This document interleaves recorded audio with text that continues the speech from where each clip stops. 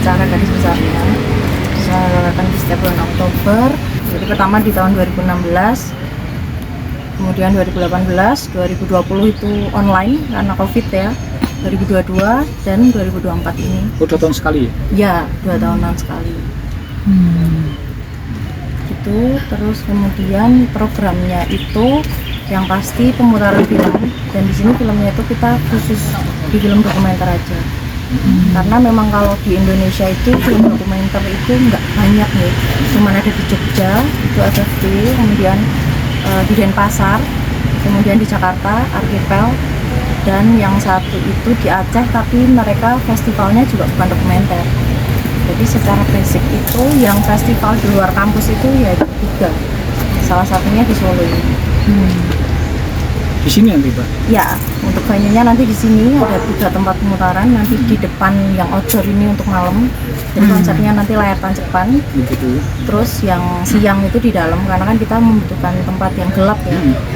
Dan di sini kita ngeset ya, jadi memang sebenarnya itu tempatnya kan tidak proper untuk menonton, tapi kita bikin gimana caranya untuk proper menonton, karena kita sasarannya nanti pastinya pelajar dan mahasiswa.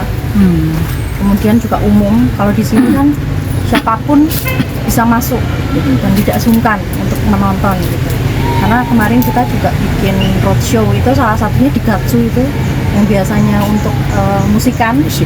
Nah itu kita konsep untuk layar tancepan di situ dengan harapan ya kayak kemarin ada bapak-bapak beca, ojol berhenti untuk nonton bersama gitu. Kita pengen film itu juga bukan produk yang eksklusif gitu, apalagi dokumenter, orang memandang film dokumenter itu film eksklusif gitu, tapi semua orang berhak dan bisa menonton film dokumenter. Makanya kita bikin kegiatan itu di tempat-tempat yang mudah diakses oleh banyak orang.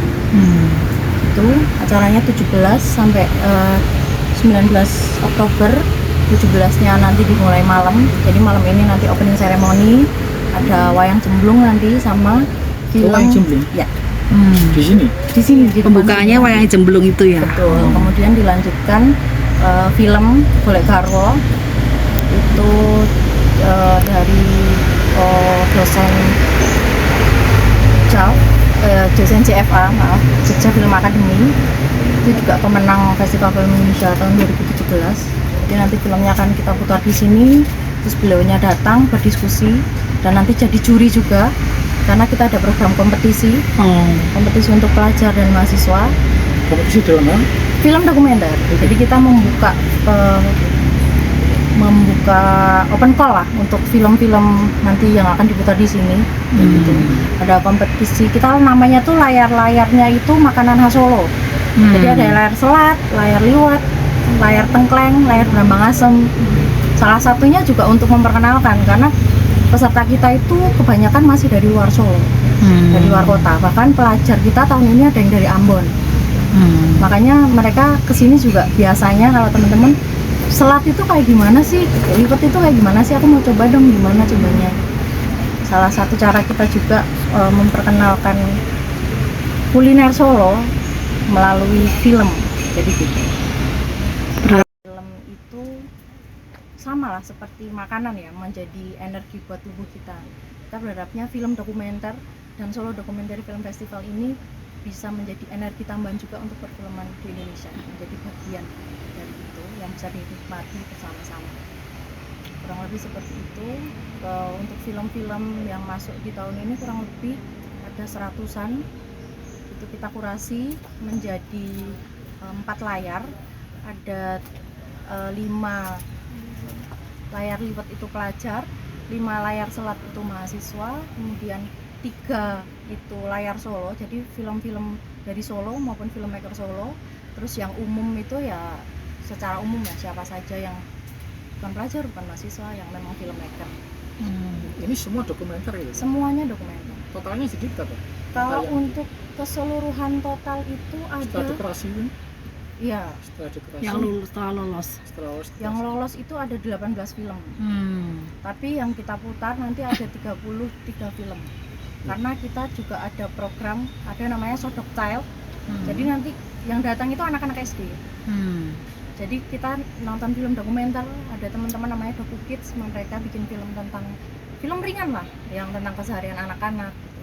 Jadi anak-anak nanti bisa datang menikmati, ada games, kemudian kita juga ada layar difabel, layar spesial difabel. Nanti teman-teman dari komunitas berdaya juga akan kesini. Terus ada satu film itu yang soundtracknya dan tim produksinya itu teman-teman difabel. Jadi kita bikinkan satu program khusus sendiri. Nanti ada diskusinya di situ, ada performingnya juga mereka nanti di situ. Terus kemudian ada teman-teman dari visual art, mereka itu juga membuat font gitu. Nah, itu terinspirasinya dari bahasa isyarat gitu. Yang nanti akan kita program gimana caranya itu terdistribusikan ke penonton yang lain. Seperti itu. Kemudian ada layar bancaan. Layar bancaan itu layar kolaborasi kita dengan festival yang lain. Jadi kita kalau di tahun kemarin itu kita kolaborasi dengan Aceh dan Papua, tahun ini kita kolaborasi dengan Purbalingga dan Kupang. Jadi ada namanya Festival Film Purbalingga dan Flobamora Film Festival itu dari Kupang. Nanti juga akan datang ke sini, kita berdiskusi bersama. Jadi kalau di Solo Documentary Film Festival konsepnya memang setelah pemutaran kita akan ada diskusi dengan narasumbernya gitu. Jadi penonton itu juga nggak bingung sebenarnya maksudnya apa sih. Kalau mereka mau bertanya bisa langsung bertanya, karena film kan multi tafsir ya sebenarnya, tergantung penerimanya itu sendiri. Dia bisa langsung konfirmasi dan berdiskusi dengan pembuat film. Seperti itu. Dari